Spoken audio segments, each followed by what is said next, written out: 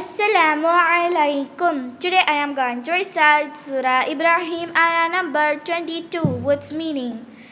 أعوذ بالله من الشيطان الرجيم.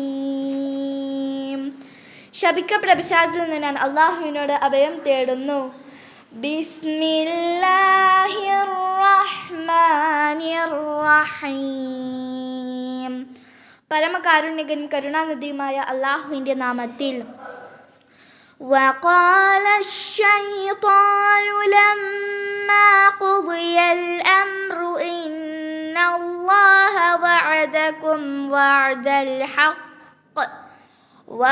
الحق ووعدتكم فأخلفتكم وما كان لي عليكم من سلطان إلا أن دعوتكم فاستجبتم لي فلا تلوموني ولوموا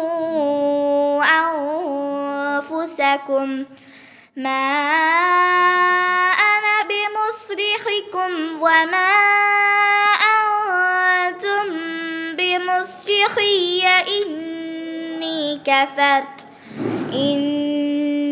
كفرت بما أشركتمون من قبل إن الظالمين لهم عذاب أليم. കാര്യം തീരുമാനം ചെയ്യപ്പെടുമ്പോൾ പിശാച് പറയുന്നതാണ്, നിശ്ചയമായും അള്ളാഹു നിങ്ങളോട് യഥാർത്ഥ വാഗ്ദത്തം ചെയ്തു.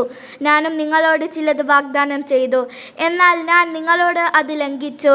എനിക്ക് നിങ്ങളുടെ മേൽ യാതൊരു അധികാരവും അഥവാ അധികൃതരേഖയും ഉണ്ടായിരുന്നതുമില്ല.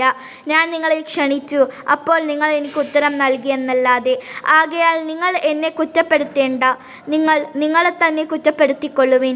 ഞാൻ നിങ്ങളെ രക്ഷിച്ചു സഹായിക്കുന്നവനല്ല, നിങ്ങൾ എന്നെ രക്ഷിച്ചു സഹായിക്കുന്നവരുമല്ല.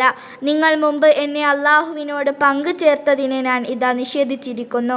നിശ്ചയമായും അക്രമികൾ അവർക്ക് വേദനയേറിയ ശിക്ഷയുണ്ടായിരിക്കും.